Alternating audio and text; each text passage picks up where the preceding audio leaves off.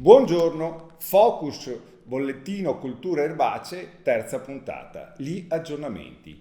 Frumento e malattie fungine.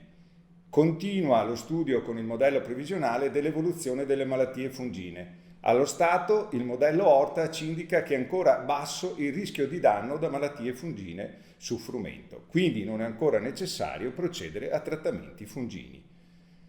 Aggiornamento numero 2, Notue. È in corso il monitoraggio regionale, continua, sono state catturate altre farfalle e continua anche il calcolo dei gradi calore per capire quando ci sarà la formazione del quarto stadio, il primo che può fare danno al mais e altre culture suscettibili.